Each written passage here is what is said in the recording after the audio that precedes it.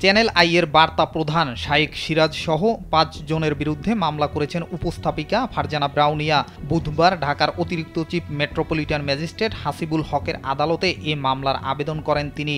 আদালত বাদীর জবানবন্দি রেকর্ড করে অভিযোগের বিষয়ে তদন্ত করে সিআইডিকে প্রতিবেদন দাখিলের নির্দেশ দিয়েছেন। মামলার অভিযোগে বলা হয়েছে, বাদী ফারজানা ব্রাউনিয়া চ্যানেল আইতে ম্যানেজার মার্কেটিং পদে ১ লাখ টাকা বেতনে চাকরিতে যোগ দেন। তিনি সুনামের সঙ্গে ২০১৪ সাল থেকে স্বর্ণ কিশোরী নামে একটি অনুষ্ঠান উপস্থাপনা ও পরিচালনা করে আসছিলেন।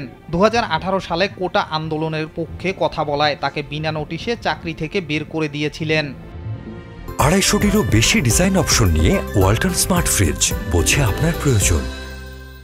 ফারজানা ব্রাউনিয়া মৌখিকভাবে প্রতিবাদ জানালে আসামিরা জানান, যতদিন পর্যন্ত তাকে লিখিতভাবে বরখাস্ত না করা হচ্ছে ততদিন পর্যন্ত তিনি মজুরি পাবেন। সেই হিসাবে ২০১৮ সালের অক্টোবর থেকে ২০২৪ সালের সেপ্টেম্বর পর্যন্ত মোট ৭৯ লাখ টাকা মজুরি বাবদ পাওয়ার কথা তার। পাওনা টাকার জন্য আইনজীবীর মাধ্যমে লিগ্যাল নোটিশ পাঠানো হলে আসামিরা কোনো জবাব না দিয়ে তাকে হুমকি দেন এবং ৫০ কোটি টাকার চাঁদা দাবি করেন।